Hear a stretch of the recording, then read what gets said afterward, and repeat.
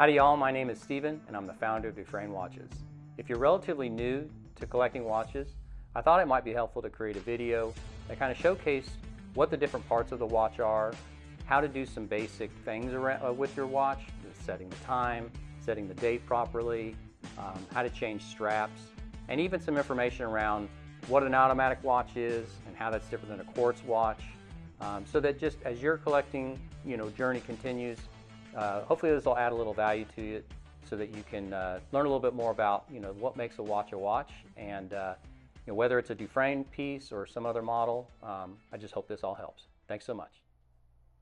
Let's start off with what the different components of the watch are called. This is the crown. The crown is where you actually change the time, the date, and actually wind the watch. So this is a diving watch with no date window, so let me give you an example on this one. It's a screw down crown, so when you have a screw down crown you turn it counterclockwise and it'll usually pop out into the first position. That's how you manually wind the watch if it hasn't been running. You pull it out to actually set the time, and then you push it back in and screw it down, and that makes the case water resistant. So on a diving watch with no date, you won't be able to set the date window, but in this example on the Waterloo there is a date window. Now it's important to know when you're setting the time if you're setting it for AM or PM. So as you go around, you see that date flips over. That means that it's actually in AM. So if you're wanting to set this for 9:10 a.m., you take this all the way around to 9:10 a.m. Now if you're wanting it to be in the afternoon, now notice as we go through 12 o'clock, the date doesn't change. So now we know we're in the afternoon, so now it's 1 o'clock. So that's the crown and how you set the date and the time. This part of the watch is called the bezel. On the Waterloo, it's actually called a stepped bezel. It's fixed. It doesn't move or doesn't change.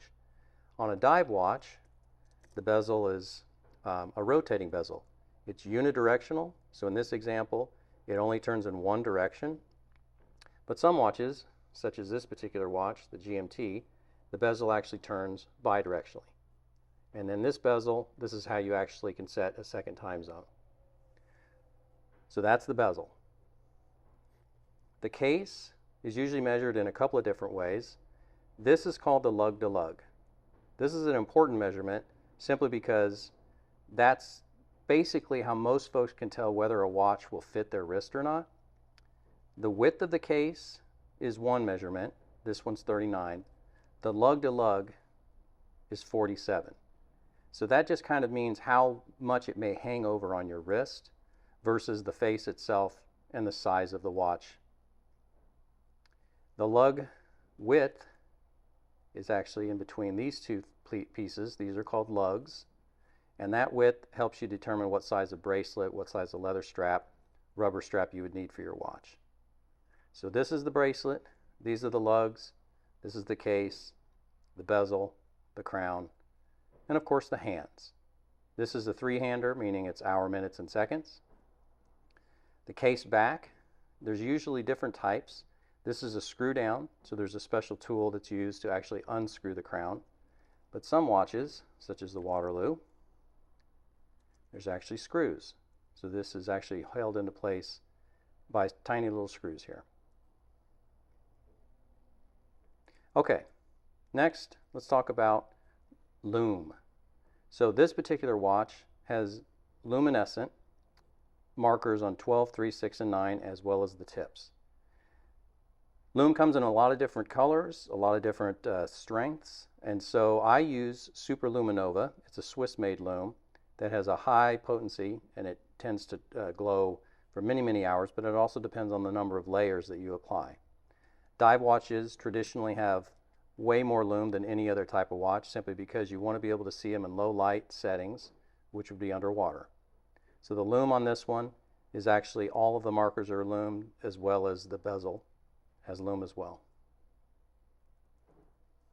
So now let's talk about an automatic watch versus a manually winding watch and compare that to a quartz watch. So an automatic watch means it's purely mechanical, but this rotor on the back of the watch, and I've showed the showing the GMT here because it has an open case back. That rotor, every time you move your wrist, it's actually winding the watch. So if the watch has sat unworn for a number of days, of course, like I had mentioned, unscrew the crown, manually wind it. But when you're wearing it, you should not have a problem with any kind of a power, just simply because every time you move your wrist, you're winding the watch. Now, on a mechanical, manually winding watch, there is no rotor. You can see that there is no rotor. There's just a crown that you actually wind that actually spins up the spring inside of the barrel that gives the watch its power. So I'm not going to go into so much about how a watch works, but more about just the components and the differences today. But in a manually winding watch, and this particular one, the Bergstrom as example, every couple of days you'll have to manually wind it to bring it back to its full power. Now on a quartz watch, you'll notice that the way that the watch actually moves, the seconds hand, how it moves, is very, very different from a mechanical watch. A mechanical watch, as you can see, the second hand is very smoothly sweeping. On a quartz watch, you'll see it actually tick.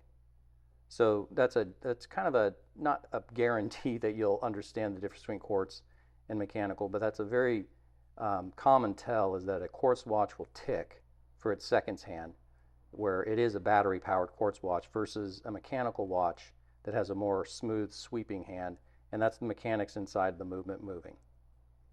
Now there is some differences with that.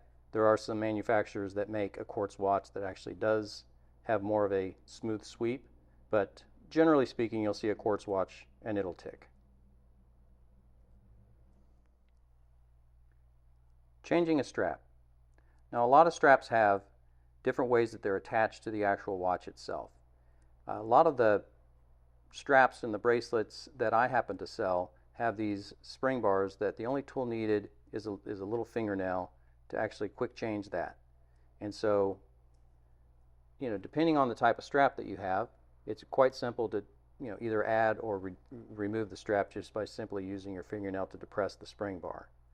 Now some straps, and I still do have some of these, you can see there is not that exposed little knob to depress the spring bar. That's when you'll need a specialized tool called a spring bar tool that has two different sides to it, a little fork and a little pin. And these are a little bit different in terms of how you actually go about putting the strap on the bracelet.